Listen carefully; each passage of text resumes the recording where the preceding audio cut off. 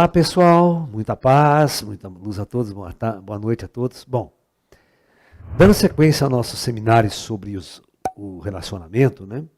Bom, hoje nós vamos falar de um aspecto muito importante. O ser humano, arquetipicamente, né, até os dias de hoje, né, ele foi fabricado da seguinte maneira, né? Todos os contos de fada, presta atenção, todas as novelas da televisão, todos os contos de fadas e todos os livros terminam no casamento. Né? O que é Branca de Neve e os Sete Anões? A Bela Adormecida. Termina o romance com o casamento do príncipe com a princesa.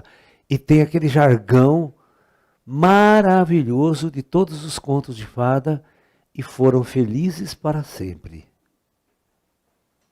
Certo? Foram felizes para sempre. Então, todas as pessoas acreditam nestes contos de fadas, né, e que acham que a sua realidade será felizes para sempre. Então as pessoas criaram arquétipos de que após o casamento eles seriam felizes para sempre. Oh, pobre coitado, né? Então, essas são as enganações sociais, né? E uma das questões mais importantes no relacionamento afetivo, né, e no que tem a ver com casamento, que nós discutimos muito ontem a questão da posse, do poder sobre o outro, do macho, em relação à fêmea.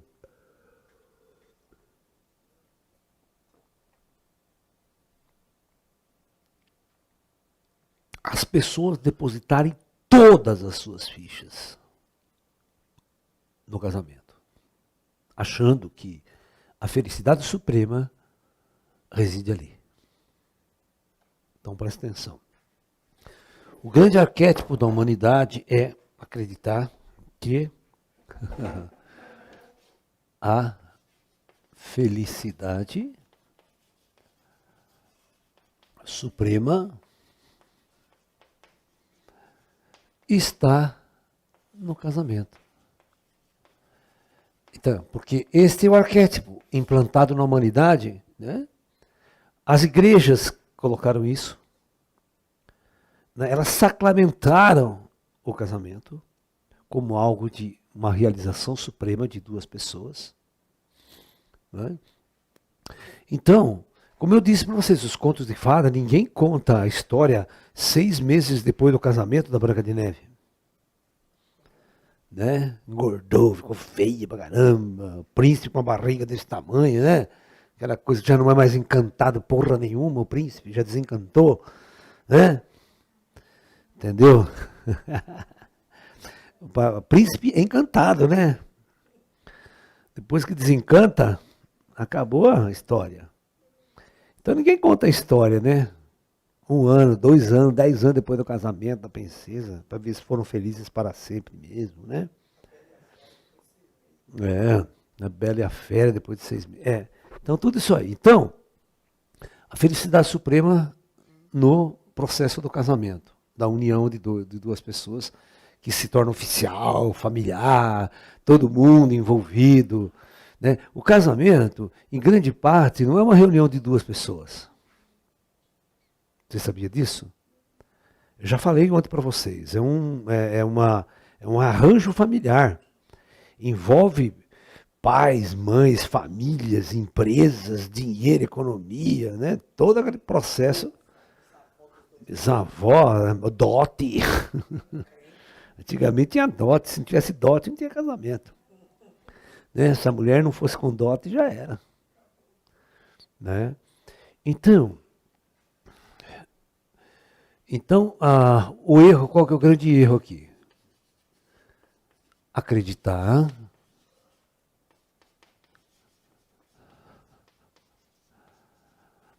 que a felicidade e a realização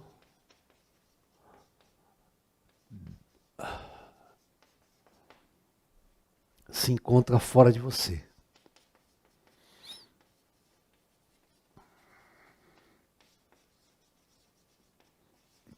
Toda vez que isso acontecer, você vai estar fadado ao sofrimento, você vai estar fadado ao desequilíbrio. Tá? Entende? Então as pessoas criaram uma lenda, criaram uma história, criaram um romance, ó, Romeu, ó, Julieta, né? Aquela frescura toda lá do... Eu acho uma grande... Eu acho tão chato aquele romance lá do Shakespeare, né? Ó, Romeu, ó, Julieta, ó... Né? Puta merda. Os Capuleto, né? Montecchio e os Capuleto, né? Se eu me lembro bem da história, é duas famílias, os Montecchios e os Capuletos. Ai, ai, encrenca total, né? Não, mas assim, a condição de você colocar tudo, né? Tudo num relacionamento, né? Aí fode tudo, né? Porque dá aquele puta rolo, aquela puta confusão, se mata, outro morre, se envenena, aquele puta dramalhão, né? Parece filme mexicano, né? Novela mexicana, né? Novela mexicana que é assim, morre todo mundo, acaba a novela, porque não tem mais artista para trabalhar na novela, que morre todo mundo. Né? Filme de faroeste também. Filme de faroeste, o mesmo artista morre umas 10 vezes no filme, sabia? Aqueles figurantes. Os figurantes morrem umas 10 vezes. Troca de roupa, põe lá dentro, toma outro tiro, cai do cavalo, vem lá, toma outro tiro, cai. Às vezes na mesma cena assim, ele morre umas 4 vezes.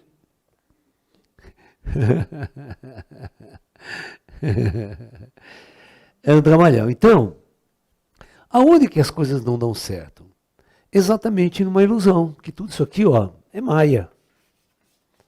Né? O que os indianos chamam de maia. As pessoas constroem um mundo de maia. Elas constroem uma coisa chamada, né, castelo de areia. Né? O primeiro chifre que vem no relacionamento desaba tudo o castelo. Né? Primeira traição que acontece, primeiro rolo, primeira confusão. Né? Primeiro a paixão termina de um lado, não termina do outro, aquele sofrimento, aquela confusão, né? Vira uma obrigação, não. Igual aquela do Chitãozinho Chororó, né? Ela ligou terminando tudo entre eu e ela e disse pra ele encarar, ficar numa boa. Ela jogou os meus sonhos todos pela janela. Ai, ai, ai. Ainda pra machucar, ainda brigou comigo. Ou seja, toda música sertaneja relata a realidade, né? Relata a realidade de como as pessoas se relacionam, né? Mas e me fale uma pessoa que não seja corna. Me explica. É claro que tem que só ter música de corno, só tem corno nesse planeta. Tem outra coisa, né? E se vier extraterrestre, que vai virar corno também, vai virar corno ET. Meter chifre no ET. Exatamente pelo fato de você construir um universo de ilusão, acreditando que neste universo que a gente vai chamar de casamento, que nós estamos discutindo aqui, você vai encontrar a felicidade suprema. Né? Ali, não, é tudo, parece que toda a sua vida foi concentrada para aquele momento, para aquela condição, para aquela relação. Entendeu? Esse é Maya. E a gente sabe que Maya é um termo indiano que significa ilusão. Tá? Então, as pessoas, elas, né? Elas vivem uma ilusão. E quando a ficha cai, elas vão entrar em contato com a realidade. Que é exatamente tudo isso que nós estamos falando. É a prisão, quando o ciúmes é muito forte, um se torna prisioneiro do outro, crimes passionais, brigas, guerras, o sentimento acaba, separação, traição, né? Chifre em cima de chifre, né? Entendeu? Tudo isso em função de uma criação. Você criou, o ser humano criou essa instituição chamada casamento, e ela criou um arquétipo dizendo que é exatamente aí que você vai ser feliz. É exatamente aí que você vai sair da solidão, é exatamente aí que você vai viver em prazer sexual eternamente. E isso é uma grande mentira. Porque sexo acaba, prazer do sexo acaba, aquela coisa toda, tudo termina, tudo muda, tudo está transitando. Você se casa com uma personalidade, você casa com um corpo, você tem um sexo bonito, mas 10, 20 anos depois não é mais assim. Nós envelhecemos, os corpos mudam, as pessoas envelhecem. Toda aquela beleza sexual não existe mais. E aonde está agora aquilo que você uniu, aquilo que uniu? Porque você se lembra que nós discutimos ontem, né? O que faz as pessoas se unirem hoje, né? É o carro, é a BMW dele, é a Ferrari. Né? Quando isso acaba, quando isso não existe mais, né? Acabou a paixão, acabou o relacionamento.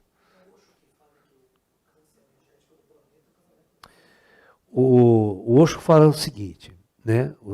Não é o casamento em si, a família. Família, ele fala que é a primeira célula cancerígena da sociedade. Olha só.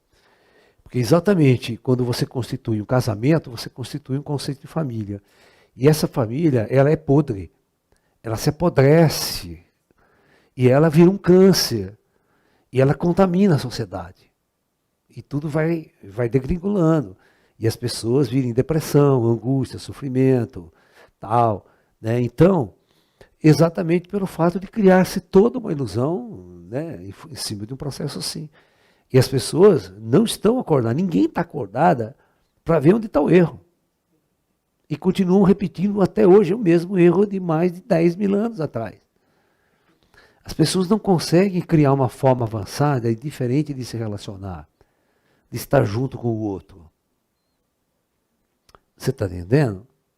Por exemplo, na era da luz, não existirão famílias, não existirão crianças e não existirão casamentos. Tem relacionamento, mas não relacionamento sexual. Né? Por que eu não... Relacionamento é relacionar-se com pessoa. Eu estou me relacionando com vocês, eu tenho amizade, eu tenho carinho.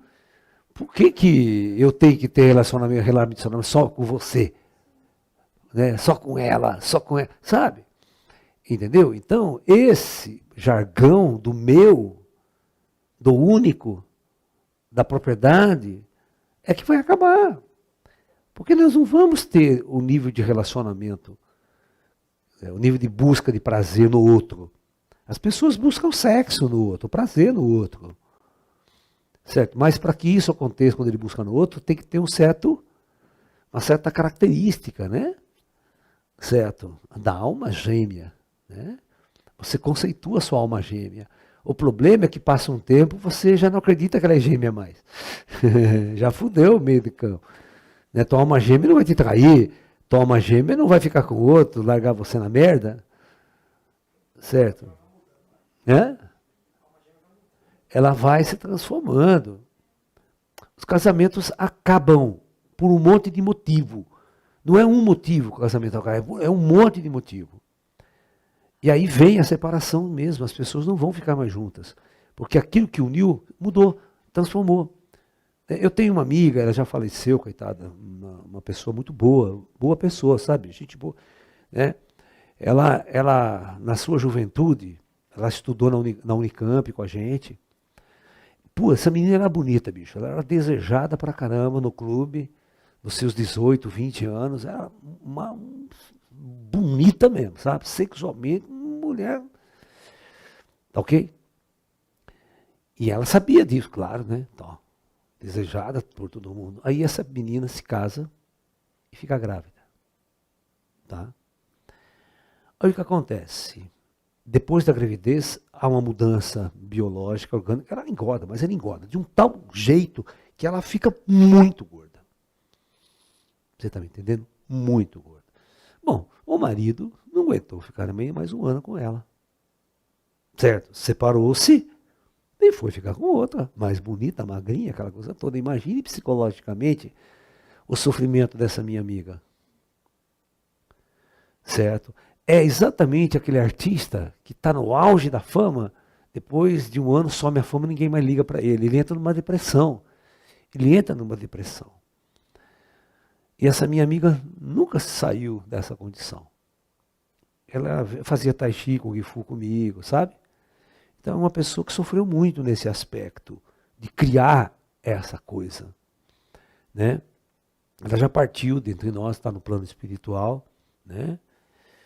E ela sabe disso, todo esse sofrimento que este mundo terreno lhe deu, né? Que essa percepção de relacionamento lhe deu, né?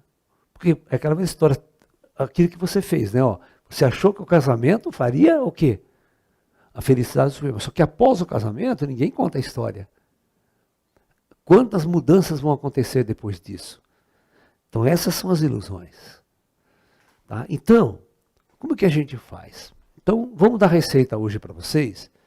Como deveria ser um verdadeiro relacionamento da era da luz, da consciência hoje, que nós poderíamos viver desse jeito hoje. Tá? Quem tá casado, tá, mas quem não está casado vai pensar duas vezes depois de minha aula. De como você vai, o jeito de você se relacionar. Porque o casamento é um papel, é uma instituição, mas ele tem psicologicamente, ele força muita coisa. Né? Muito bem, então vamos lá. Né?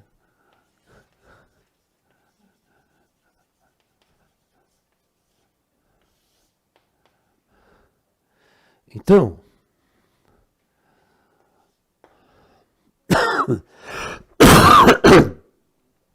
como que deveria ser, eu falo muito assim no aspecto, né, do Tantra. Então, que é a filosofia indiana que vai trabalhar com a sexualidade humana. Então, então veja bem. O que é o outro?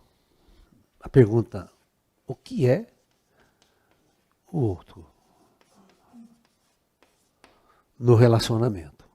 O que ele deve ser para você? Essa é a primeira coisa que você deve colocar na sua cabeça. O que você procura no outro?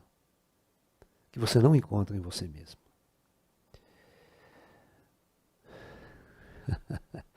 Então isso aí se chama projeção. Você busca no outro aquilo que você não tem. Né? Então, o que você espera do outro? Né? Entendeu? Então essa é a primeira coisa. Né? Segunda, quem é o outro? Você conhece esse outro? Não se esqueça que esse outro é tão doente quanto você, é tão angustiado quanto você, é tão deprimido quanto você, é tão ignorante quanto a sua natureza esotérica e espiritual quanto você. Então, duas pessoas vão se relacionar completamente doentes nas trevas. Um projetando a sua doença e a sua expectativa no outro.